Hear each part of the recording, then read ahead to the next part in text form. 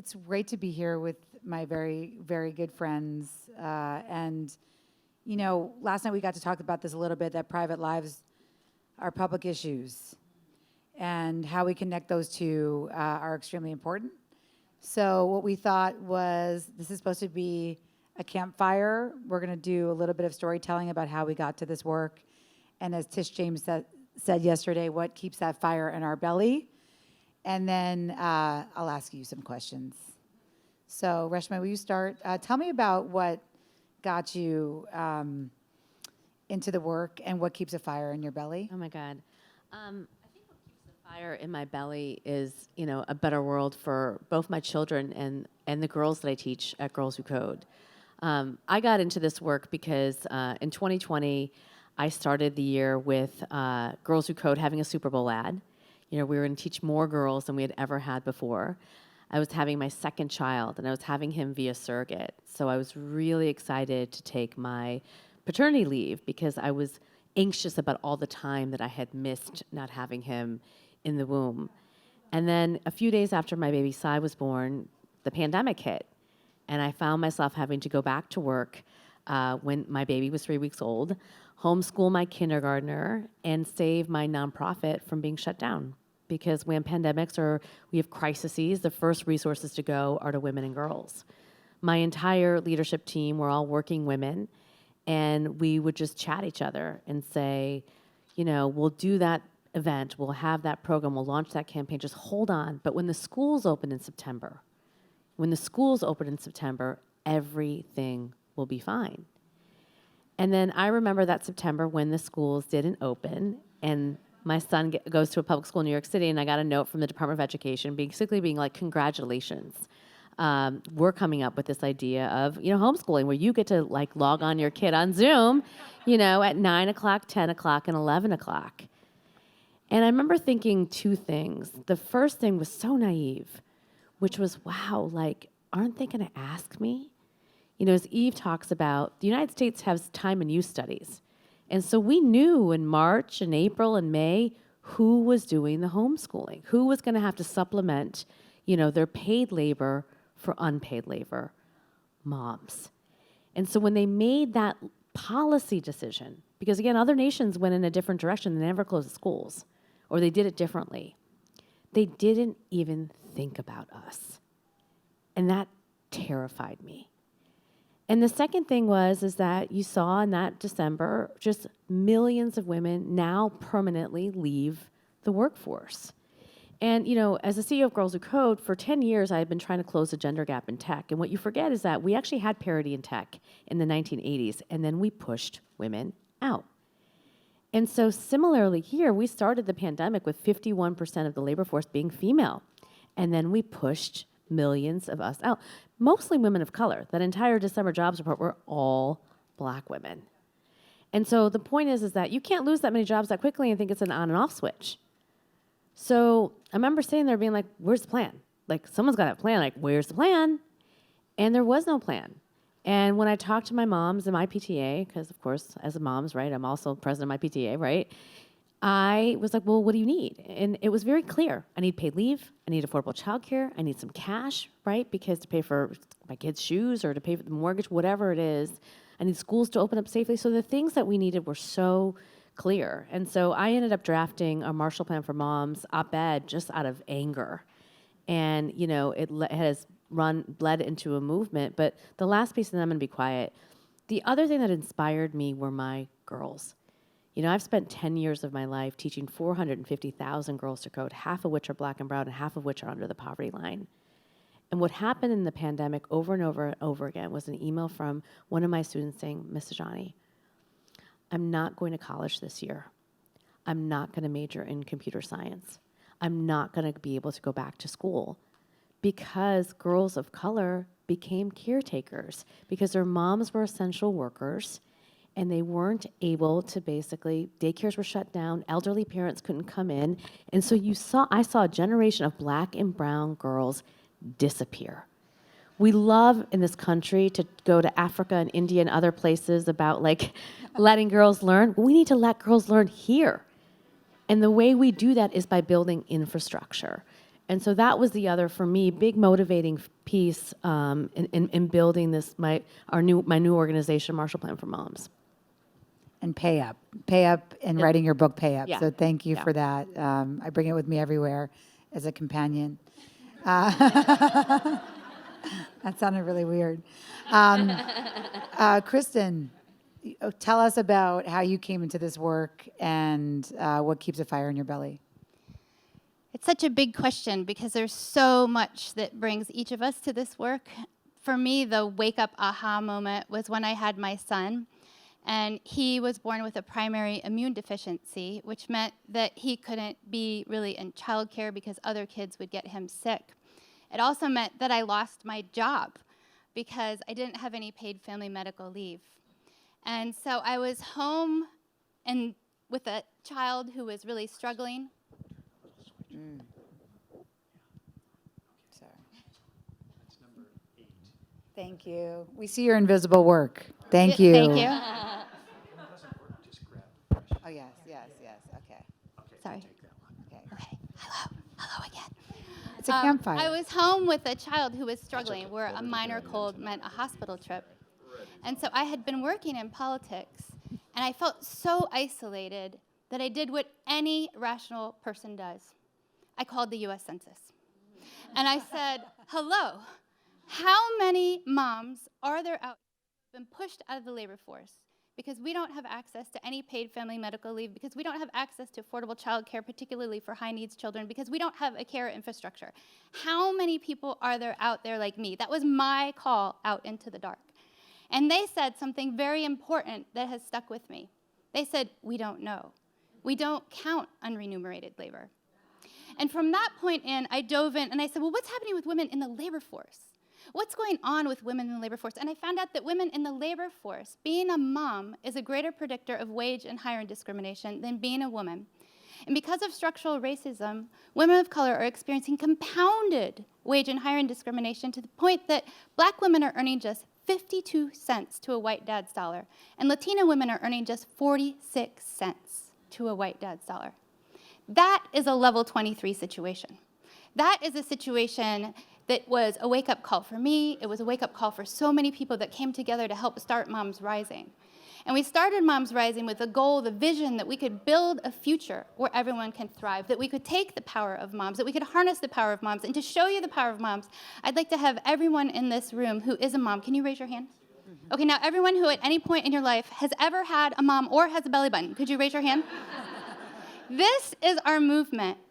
Our movement is about care. Our movement is about dignity. Our movement is about change. Our movement is about transformation. And the thing that keeps me going is that we have over 1 million members in every state in the nation who are standing up, who are speaking up, who are sharing their stories, who have helped march forward state legislative change that changes real lives. We've helped pass, for example, paid family medical leave and access to affordable child care in a number of states. But also we've helped against all odds win things like not just helping to get the Affordable Care Act through, which got 30 million people access to health care who didn't get it, but sharing our stories again and again and again to help stop the Affordable Care Act from being overturned when all odds were against us, when the House, when the Senate, and the Oval Office, who at that point had somebody who I call the malignant Cheeto in charge, was really talking about overturning this. And it was the stories of moms, and it wasn't just the stories of moms at Moms Rising, and I just want to shout out that we have over 200 aligned organizations working together. And so our power is our community, not just our own organizations. Our power is our story, and our power is the collective story, the sharing of stories that show that when this many people are having the same exact problem at the same time, we don't have an epidemic of personal failures. We have national structural issues and corporate issues that we can and must and will solve together. And so thank you. What's so interesting, and also what keeps me up at night, you both came to this work from your own personal stories, as I did, and I'll tell one quickly that some of you may know, but I keep thinking in the back of my head, this running statistic that 70% of the 1% in this country, the people who run our companies and who make our laws, are white men with stay-at-home wives. So they're not coming to this work through their own personal stories. So that's what I was thinking. And then a third personal story is I came to this work through many ways. Mostly it was a blueberries breakdown because my husband sent me a text that said, "I'm surprised you didn't get blueberries." And then it was the aftermath of that blueberries breakdown. But one story that always stuck with me that I ended up putting in the book was being on this breast cancer march with women that look like you before you came to the work. You know, really powerful women that look like all of you. We had a stroke and trauma doctor who was the head of her hospital with us, an Oscar-winning producer. And I remember we were out there honoring our friend. We were all in pink because she had been recently cured. We were holding signs that said not just a woman's problem. It felt like this true girlfriend's getaway. It was a Saturday morning. I just had my second son, Ben, so it felt good to be out in the world on a weekend without kids. And then noon happens, right? We turn into sort of the reverse of a Cinderella, where we all turn into pumpkins with our phones start blowing up with texts and phone calls from the substitute women, because it's actually pretty subversive for men to take care of kids by themselves. Men can take care of kids by themselves without having to bring women in to help them. And it was very subversive, but we also, we got these texts mostly from men who are our partners, with things that said, you know, where is Hudson's soccer bag? You know, what's the dress of the birthday party? You didn't leave me a gift. You know, my favorite was my friend Kate's husband, and that text said, "Do the kids need to eat lunch?" And it was one of the first times in my life where I felt like I had an act of resistance, where I said, "Listen," because every single one of those women, those powerful women, left me and said, "We left our husbands with too much to do. We cannot go to dim sum." And we weren't all married to men, but 7 of us were, and they left me. They left me alone, and I said, "Listen, if you're going to leave and bail out on lunch, then at least help me count up how many phone calls and texts we've just received." And it was 30 phone calls and 46 texts for 10 women over 30 minutes. And from there, the thing that I think most type A women do, right, is to get help. We just, you know, we turn to spreadsheets. And so I opened a spreadsheet and I started to ask women that look like you, that started with the 9 women in that march, and said, "What do you do? What else do you do that you're getting interrupted every single day with, that no one appreciates, that's invisible?" And then the text started flying in with things like, "Oh my God, of course, making school lunches, that's 10 minutes. And, you know, taking my kids to the dentist, that's 1 hour."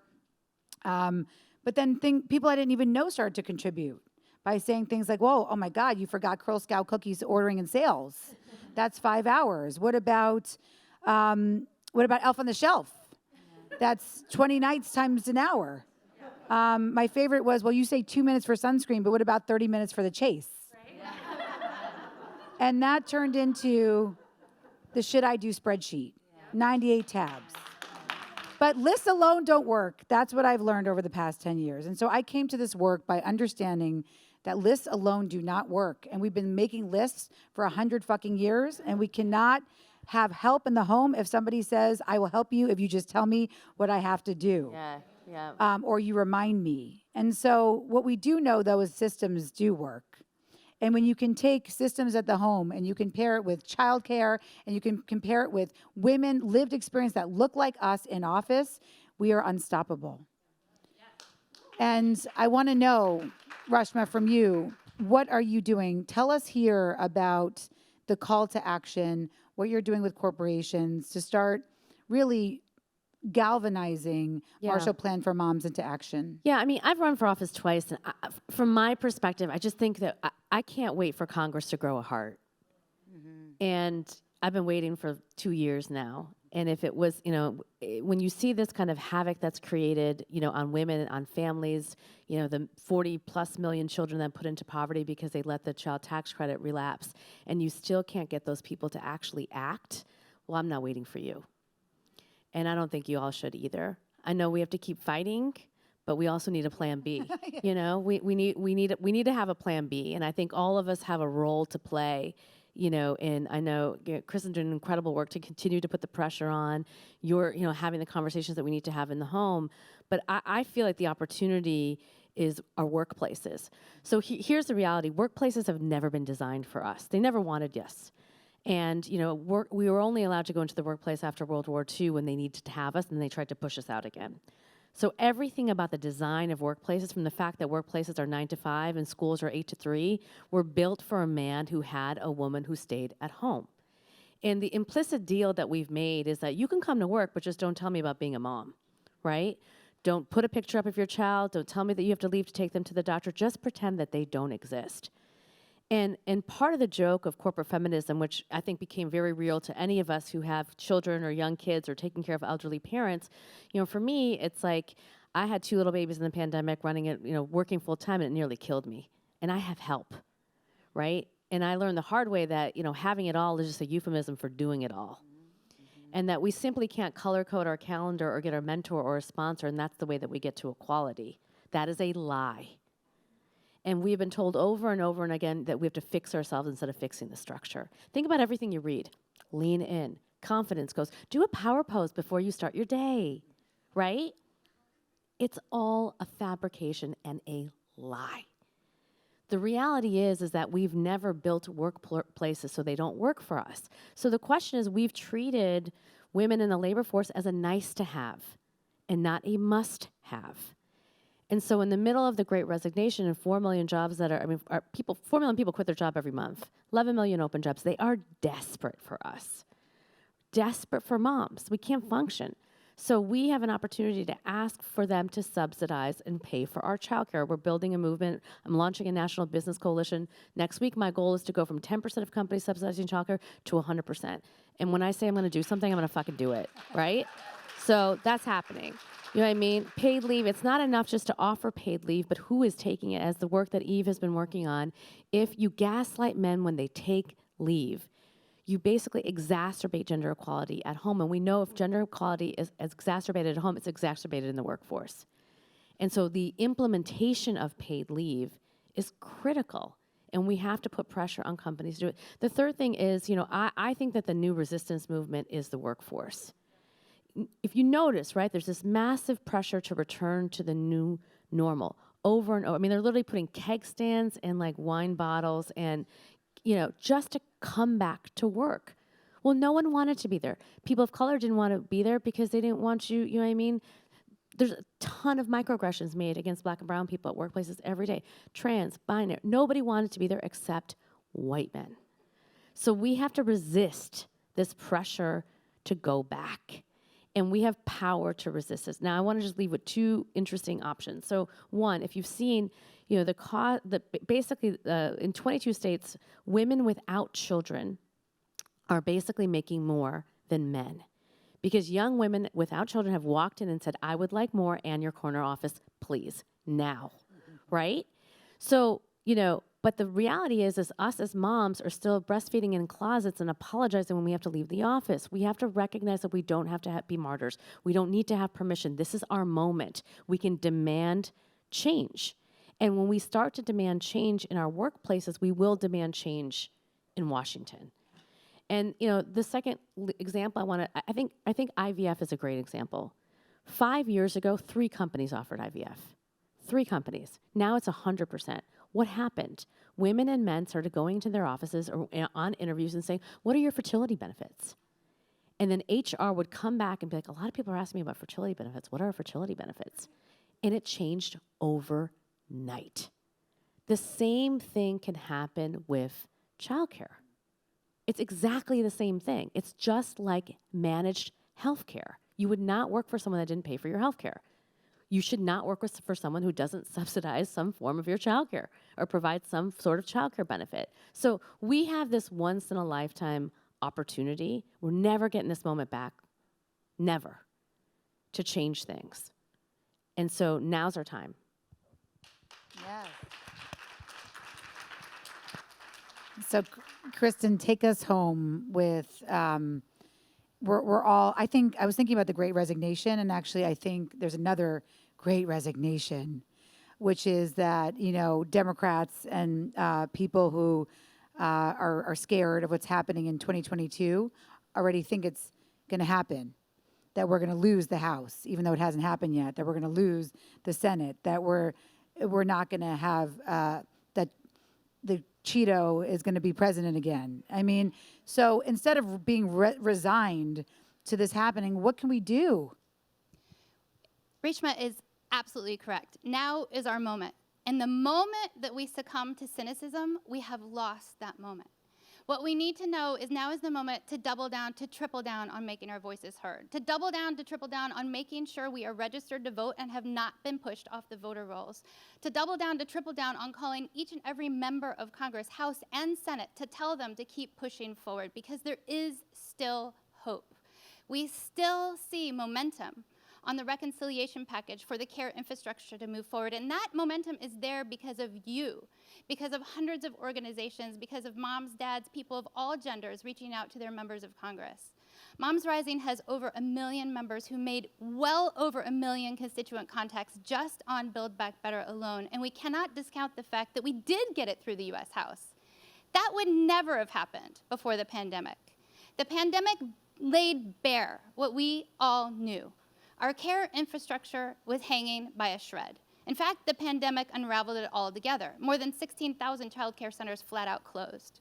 We absolutely 150% need paid family medical leave for everybody in every job. Right now, only 20% of people have access to paid family medical leave, and only 8% of low-wage workers do.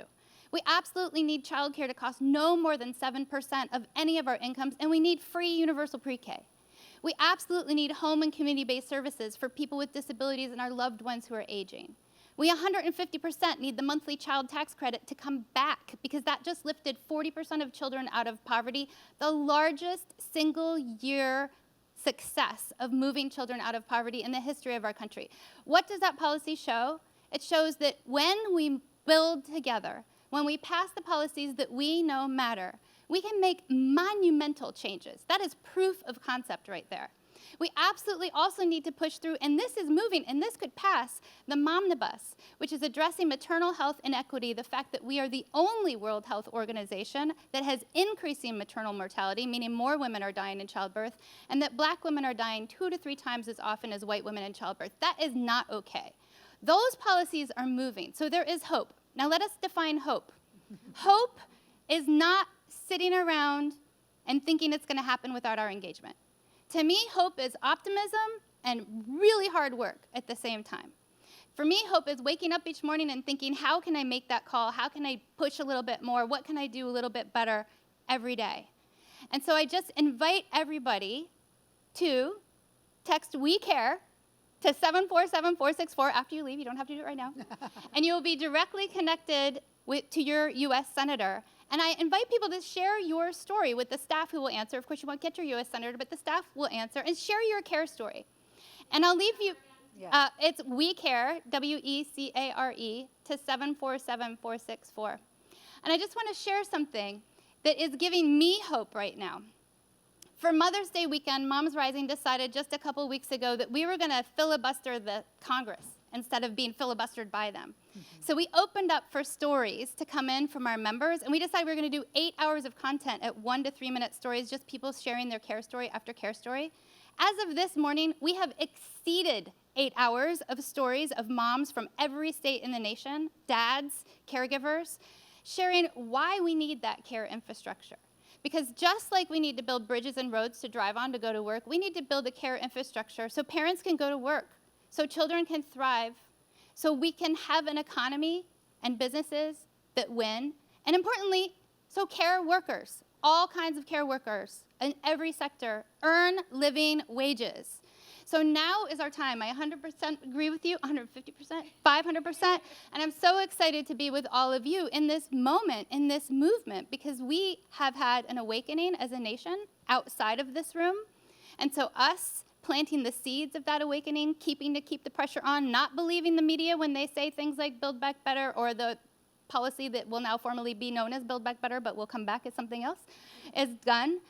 Don't believe the hype. Don't fall to the cynicism. Keep the hope alive, but keep the hope alive with change. And so thank you. Thank you. Thank you, everyone. We hope that you had some takeaway from today. But again, private lives are public issues. Your stories matter. And we know that Kristin and Reshma one day will be either in the U.S. Senate, the Congress, or president. So thank you. Yes. You heard it here first.